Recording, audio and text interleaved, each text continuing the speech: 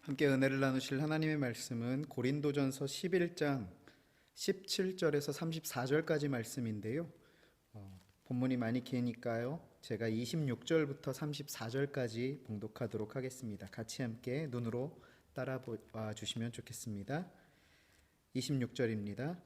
너희가 이 떡을 먹으며 이 잔을 마실 때마다 주의 죽으심을 그가 오실 때까지 전하는 것이니라. 그러므로 누구든지 주의 떡이나 잔을 합당하지 않게 먹고 마시는 자는 주의 몸과 피에 대하여 죄를 짓는 것이니라. 사람이 자기를 살피고 그 후에야 이 떡을 먹고 이 잔을 마실지니 주의 몸을 분별하지 못하고 먹고 마시는 자는 자기의 죄를 먹고 마시는 것이니라.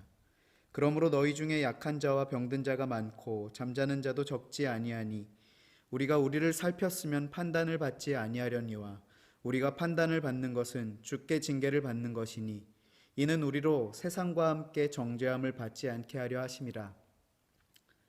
그런즉 내 형제들아 먹으러 모일 때에 서로 기다리라. 만일 누구든지 시장하거든 집에서 먹을지니 이는 너희의 모임이 판단받는 모임이 되지 않게 하려 함이라. 그 밖의 일들은 내가 언제든지 갈 때에 바로 잡으리라. 아멘. 오늘 본문은 성만찬 예식의 진정한 의미를 생각하게 하는 말씀입니다. 그래서 교회에서 성찬 예식을 할 때면 본문의 이 내용으로 설교 메시지를 주시던지 성찬식 중간에 봉독하든지 하는 가장 대표적인 말씀이죠. 그렇다면 성만찬의 의미 무엇인가? 나를 위해 치르신 예수님의 살과 피를 기억하며 십자가로 나아가게 하는 것이 바로 성만찬의 의미이죠. 하지만 이건 오늘 본문에서 성만찬의 의미를 통하여 말하고자 하는 주된 메시지가 아닙니다. 오늘 본문 말씀은요, 그 성만찬의 의미를 조금 더 적용적인 측면에서 실제화하고 있다는 사실입니다. 다시 정리해서 말씀을 드리면 오늘 본문에서 바울 사도가 성만찬이라고 하는 이 주제를 통하여서 말하고자 하는 바는 성만찬의 진정한 의미가 뭔지를 아는가 하면서 질문하고 있다는 것이죠. 이것은 다른 말로 예수님의 십자가의 의미를 당신은 아는 자인가 하는 질문을 우리에게 던지고 있는 것입니다. 십자가는 하나님의 피조물을 향하신 사랑의 결정체입니다. 그리고 그것을 통해 그 완전하신 사랑이라고 하는 것의 성질을 우리가 알 수 있는데요.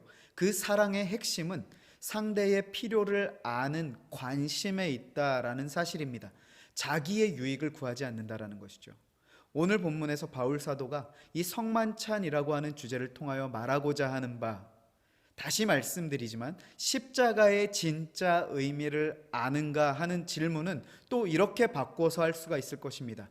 당신은 예수님께서 당신의 필요를 아시고 희생을 치러주신 그 사랑을 받은 자로서 그 은혜와 사랑의 충만함으로 옆에 있는 지체의 필요가 무엇인지를 관심 갖고 궁금해하며 그것을 위해서 자신을 희생하고 있는가? 조금 길기는 하지만 이것이 핵심입니다. 정말 십자가가 그 은혜를 경험한 자는 그것을 끌어안고 나만 존귀한 자이고 은혜는 나에게만 좋은 것, 여기에서 절대로 그치지 않고요. 내 옆에 있는 지체들, 공동체, 나아가서 복음이 필요한 자들을 위해서 자신을 희생하는 그 예수님의 사랑을 닮은 그 삶의 자리로 나아가게, 살아가게 되어진다는 것이죠. 그 은혜는 반드시 우리에게 살아 역사하는 능력으로 작용한다라는 것입니다. 그래서 바울 사도는요, 먼저 본문 24절, 25절에서 예수님께서 나를 기념하라 라고 말씀하셨던 그 부분을 인용하면서 전하여 우리가 각자가 먼저 그 은혜 앞에 설 것에 대해서 강조하여 전하고 있습니다. 그러면 잠시 우리가 그 십자가 앞에 서서 은혜로 충만케 되는 것은 언제, 그리고 어떻게 가능합니까? 내가 주님께 다가가려고 하는 모든 시도들을 통해서라도 나라고 하는 존재는 하나님을 반역하고 대적할 수밖에 없는 죄인임을 깨달아 알 때, 그런 나를 용서하시기 위해서 목숨까지 바치신 그 희생과 사랑으로 말미암아 은혜의 충만함을 경험하게 되는 것입니다. 날마다 새 힘 얻고 은혜 충만하시기를 원하십니까? 바울 사도는 이 비밀을 알았기 때문에 나는 날마다 죽노라 라고 하며 십자가 앞에 자신의 천인격을 못 박아 주님의 죽으심에 연합하려고 한 것이고요.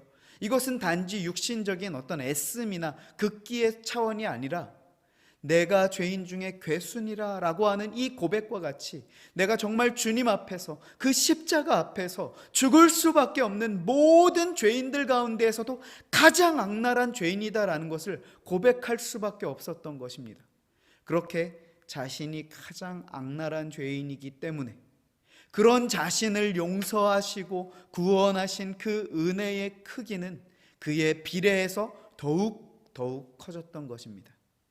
바로 이것이 바울 사도가 목숨을 걸기까지 복음 전파 사명을 감당할 수 있었던 유일한 원동력이자 그의 능력의 전부였습니다. 그리고 그것은 그의 삶 자체였습니다. 이처럼 복음은, 그 은혜는 그 사람을 불사르고 그 안에서 역사해서요, 새 힘 얻어 살아가게 하는 능력이 된다라는 사실입니다. 은혜의 충만함을 사모하십니까?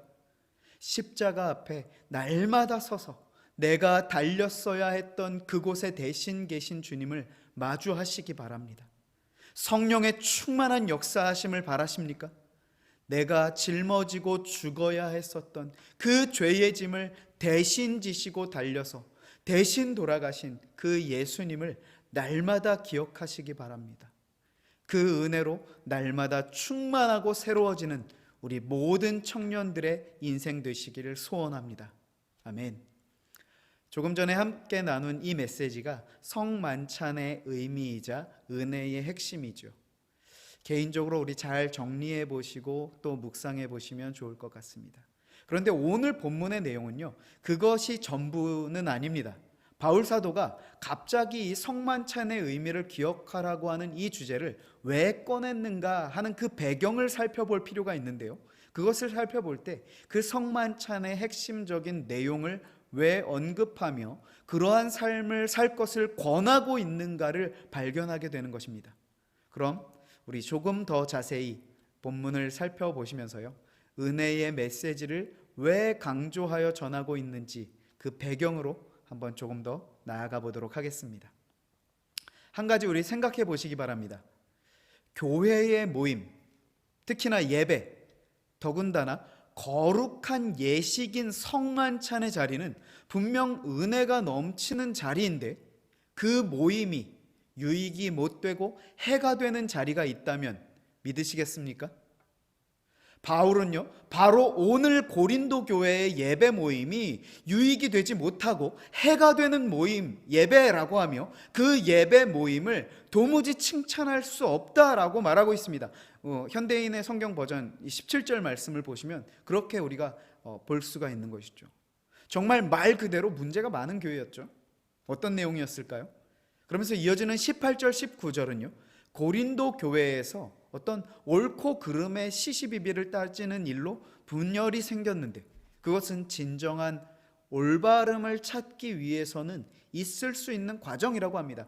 어떤 옳고 그름을 따지는 것 자체가 없어야 한다 이렇게 얘기하는 것이 아니라 올바름을 찾기 위해서는 그런 어떤 토론의 과정이 있을 수 있다라는 것이죠. 하지만 그런 분열을 가지고서 그 상태 그대로 주님의 성만찬의 자리로 나아오는 것은 가증한 일이다 라고 얘기하는 것입니다. 그들은요, 이미 성만찬의 의미를 저버린 자들입니다. 왜 그렇습니까? 20절에 보시면요, 너희가 함께 모여서 주의 만찬을 먹을 수 없다는 것입니다. 왜요? 분열의 문제를 가지고 한 자리에 함께 모여서 주님의 살과 피를 기념한다라는 것은 위선이고 거짓이라는 것이죠. 이어지는 구절에서 이런 분열된 상태의 양상을 조금 더 자세히 기록하는데요, 21절입니다. 21절에 보시면 먼저 갖다 먹음으로, 이게 무슨 말인가 하면요, 그 성만찬을 하는 자리에 먼저 나온 자들이 있고 나중에 조금 늦게 참석한 자들이 있었다는 것입니다.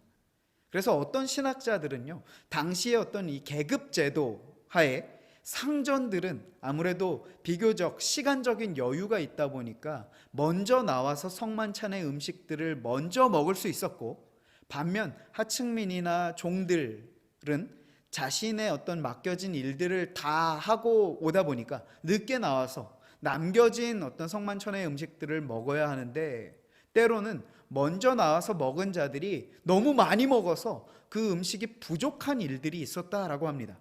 그게 어느 정도로 차이가 났는가 하면요, 다시 21절을 한번 보시면요, 어떤 사람은 먹지 못해서 배가 고플 정도인데, 또 어떤 사람은요, 너무 많이 마셔서 취할 지경이라고 하며 그 둘을 비교합니다. 그 신학자가 이 상황을 계급의 형편으로 보는 이유가 22절에 너희가 먹고 마실 집이 없느냐, 먼저 나온 그 경제적인 여유가 있는 사람들을 가리키는 말이죠. 그리고 이어지는 빈궁한 자들을 부끄럽게 하느냐, 아무래도 경제적인 여유가 없는 자들을 가리키는 것일 것입니다. 그런데 그런 행동이 단순히 가난한 자들만 부끄럽게 하는 행동이 아니라, 중간에 보시면 교회를 업신여기는 심각한 죄라는 것이죠. 육신적으로는 다툼과 이기적인 자세로 분열 가운데 있으면서 성만찬 예식을 통해 영적으로 주님과 연합하려는 것은 어불성설이라는 것입니다. 그러면서 이어지는 23절부터 성만찬 예식이 정해지게 되는 그 배경을 설명하고 있습니다. 이 내용에 대해서는요, 간략하게만 언급하고 넘어가도록 하겠습니다. 예수님께서 잡히시던 날 밤에, 일명 최후의 만찬이라고 하죠, 제자들과 한 상에 둘러앉으셔서 빵과 포도주를 나누시면서 이 빵은 너희를 위하는 내 몸이다, 또 잔을 나누시면서 이 잔은 너희를 위하여 흘리는 내 피다, 너희가 이것을 먹고 마실 때마다 나를 기념하라 말씀하신 것이 이 성만찬의 예식이 시작되어진 그 시점이라는 것이죠. 그러면서 조금 더 의미적으로 다가가는 26절의 말씀입니다. 이 떡을 먹으며 이 잔을 마실 때마다 주의 죽으심을, 그 죽으심을, 그 십자가의 의미를 이겠죠, 그가 오실 때까지 전하는 것이니라, 그 의미를 기억하며 삶으로 살아라 하시는 것이죠. 자, 그렇다면 이제 남은 중요한 것은 무엇입니까?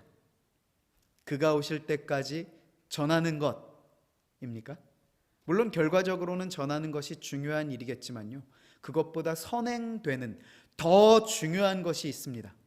그것은 바로 그 죽으심의 의미를 아는 것이 더 선행되어야 할 것입니다. 오실 때까지 전해야 하는 것이 무엇을 의미하는지를 알아야 제대로 전할 것 아닙니까? 그렇다면 우리는 무엇을 주님 오실 때까지 전해야 합니까? 예수님께서 왜 십자가 지셨죠? 죽어 마땅한 나를 그 죄의 권세로부터 구원하시기 위함이죠. 복음입니다. 그리고 이것은 다른 각도에서 보면 죄로 말미암아 끊어졌었던 하나님과의 관계의 회복을 위함이라고 설명할 수 있을 것입니다. 다시 말해서 십자가의 의미는요, 자신을 희생하셔서 하나님과 화목해 하시기 위함이라는 것이죠. 그럼 조금 더 세분화해서 봅시다. 예수님의 십자가는 예수님 자신의 희생을 통한 하나님과 우리와의 화목입니다. 자, 그렇다면 주님의 살과 피를 기억하고 기념하며 주님 다시 오실 때까지 전해야 하는 우리의 자기 십자가의 의미는 무엇입니까? 나 자신의 희생을 통한 하나님과 내 이웃과의, 복음이 필요한 자들과의 화목을 이루는 직분이라는 사실이죠. 자, 여기까지 이해가 가시죠? 그러면 여기서 다시 본문의 그 문제의 상황으로 들어가서 보겠습니다. 그렇다면 왜 고린도 교회의 성도들의 이 성만찬은 가증한 것이었습니까? 이들은요, 자신의 희생을 통한 하나님과 이웃과의 화목을 이루는 이 사명을 다시금 확인하는 이 자리에 나온다라고 하면서 자기 희생은 조금도 찾아볼 수 없는 자세와 그 상태 가운데 그냥 그대로 나와서 빵과 포도주만 축 냈다라는 것입니다. 그 실제적인 예가 아까 말씀드렸던 21절에 여유 있는 자들이 먼저 나와서 자기 배 부르게 먹을 것을 먼저 다 먹고 취하는 바람에 늦게 온 자들이 먹을 것이 없는 상태가 되었다는 이 현장이 그들이 자기 희생에 대해서는 전혀 마음이 없는 상태였다라는 것을 고발하고 있다라는 것이죠. 그래서 28절에 이처럼 자신을 살피고 그 후에 떡과 잔을 마셔야 하는데 29절에 그렇지 않고 무분별하게 먹고 마시는 자는 자기 죄를 먹고 마시는 격이다 라고 하는 것입니다.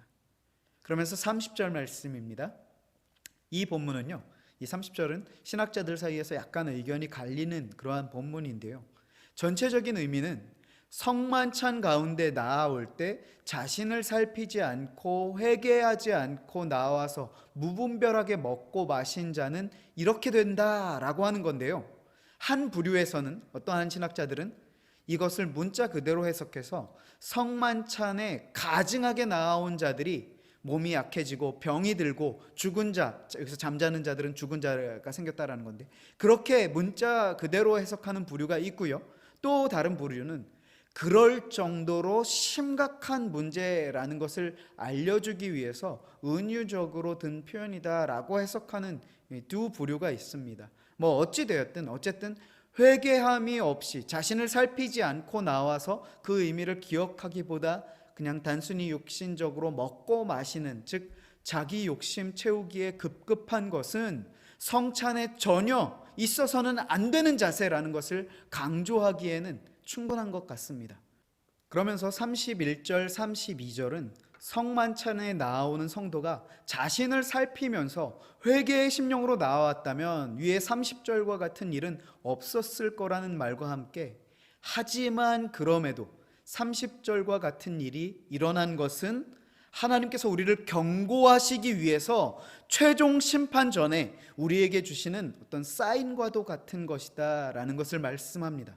그러면서 마지막 결론이자 오늘 성만찬 예식에 관한 메시지를 꺼낸 바울의 의도가 담긴 그 본문이 33절, 34절 말씀인데요, 이 내용을 살피기에 앞서서 다시 한번 오늘 성만찬의 의미에 대해서 간략하게 정리하면서 결론의 메시지로 들어가겠습니다. 이것은 굉장히 중요한 내용이기 때문에 제가 계속해서 반복해서 설명을 드리는 것입니다. 자, 우리가 주님의 살과 피를 기념하는 것은 그 십자가의 의미를 마음에, 가슴에 새기는 것과 같습니다. 그리고 그것을 기념하는 자는 내가 얼마나 죽을 수밖에 없는 존재인가를 발견할수록 그 은혜가 비례해서 더 커진다라고 말씀을 드렸어요. 그렇게 날마다 회개의 심령으로 주님의 십자가 앞에 나와서 새 힘을 얻는 자들에게는 은혜가 충만하게 부어지는데, 그 은혜는 그들로 하여금 머물러 있지 않게 한다라는 것입니다. 머물러 있지 않게 하고 주님을 닮은 그 삶의 자리로 이끌어가는 힘과 원동력이 된다라고 했습니다. 그런데 오늘 본문에서 바울 사도가 이 분열의 문제를 가지고 있었던 고린도 교회를 향하여서 다시금 성만찬의 의미를 통하여 이 메시지를 하고 있는 이유는 무엇입니까? 무엇을 말하고자 함일까요? 십자가의 은혜로 부어주시는 이 은혜가 우리를 날마다 새롭게 하고 나아가게 하는데, 구체적으로 어떤 자리로 이끌어가는가 하는 그 실제적인 목적지를 정확하게 말해주고자 하는 것입니다. 앞서 말씀드렸다시피 이 고린도 교회 안에 분열의 문제가 심각하게 대두가 되었고요, 계층과 계파가 갈라져 있었습니다. 그래서 성만찬의 자리에도 먼저 나아오는 자들이 있었고 후에 나아올 수밖에 없는 자들이 있었습니다. 그런데 문제는 먼저 나온 자들이 성찬 예식에 쓰인 음식들을 자기 배불리는데 앞서서 다 먹어치웠다라는 점이죠. 이것을 통해 바울이 성만찬은 그냥 일반적인 어떤 식사의 자리가 아니고 십자가의 의미를 기억하는 자리인데, 과연 분열의 문제를 그대로 안고 나온 너희가 이 성만찬의 자리에 합당한 심령인가? 그 십자가의 은혜에 관심이 있는 자들인가 하는 질문을 던지고 있는 것이라는 말씀입니다. 바울의 이 질문은요, 오늘 우리 개인에게와 한국 교회에도 던질 수 있는 질문일 것입니다. 먼저 개인에게 던지는 그러한 질문으로는요, 당신은, 나는 십자가의 은혜에 관심이 있는 성도입니까? 하는 질문일 것입니다. 이 질문은 본인이 교회 안에서의, 또한 주변의 이웃들과 또 관계, 이 지체들과의 관계를 돌아보시기 바랍니다. 내가 손해보더라도, 혹 내가 오해를 받고 내 이름이 땅에 떨어지고 손해를 보더라도 공동체의 유익과 화목을 위해서 자기 십자가 지고 있는가 하는 것이죠. 그 순간에 내 이름 때문에 내 감정과 내 마음을 그대로 표출해 버린다는 것은 내가 십자가를 모르는 자라는 것과 같은 얘기다라는 것입니다. 또한 요즘 코로나로 인해서 우리 한국 교회 안에도 큰 틀 안에서 분열이 생겼습니다. 정부의 지침 하에도 현장 예배를 유지하는 교회와 현장 예배를 자제하는 교회 사이에 보이지 않는 분열이 없다라고 얘기하지 않겠습니다. 분명히 존재합니다. 개인이든 한국교회든 각 상황마다 스스로 거기에는 합당한 이유가 있고 할 말이 있을 것입니다. 그런데 그 모든 상황들에 대한 바울의 솔루션은요, 서로 기다리라 하는 것입니다. 우리 하나님께서 죄인된 우리를 얼마나 기다려주시고 얼마나 참아주셨습니까? 독생자 아들 아끼지 않으시고 십자가로 다 내어주셨음에도 주님께로 돌아오기를 주저하고 있는 우리 아닙니까? 나의 욕심과 나의 유익을 구하는 우리 아니에요? 그런 우리를 여전히 기다려주고 계신 이 은혜가 오늘 나에게 미치고 있다는 사실을, 그 은혜의 감격에 젖어 있는 자라고 한다면 서로를 기다려주는 것이 바로 십자가를 아는 자라는 것을 증명한다라는 것입니다. 잘잘못을 따지는 것보다 기다려주고 참는 것이죠. 내 힘과 어떤 극기와 의지로 참는 것을 말씀드리는 것이 아니라 나를 인내하고 참아주신 주님의 그 희생과 그 사랑 앞에 그 은혜 받을 자격 없는 나를 발견하여 겸손히 무릎 꿇는 것이 바로 기다리는 참는 삶의 결과로 맺혀진다라는 사실입니다. 사랑하는 우리 청년들, 코로나로 인해서 직장과 가정과 또 우리 각자가 몸담고 있는 그 영역에서 많은 그러한 힘든 시기를 보내고 계시죠. 그 가운데 은혜를 바라며 인도하심을 구하며 나아가고 있습니까?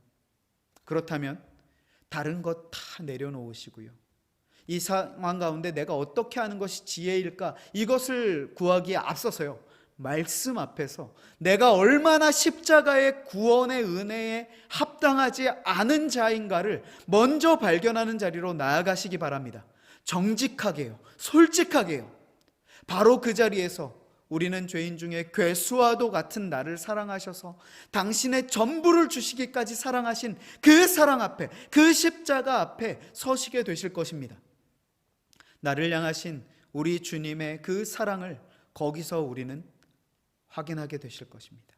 그리고 그 사랑은 우리를 예전의 삶의 방식 그대로 머물러 있게 하지 않을 것입니다.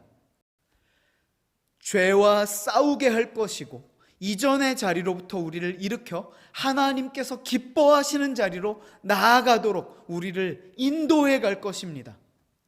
이번 한 주 그 십자가 앞에서 은혜를 발견하여 성령 하나님의 인도하심을 받는 놀라운 역사의 현장을 체험하는 우리 모든 청년들의 한 주간의 은혜의 삶이 되어지시길 주님의 말씀으로 축원합니다. 기도하겠습니다.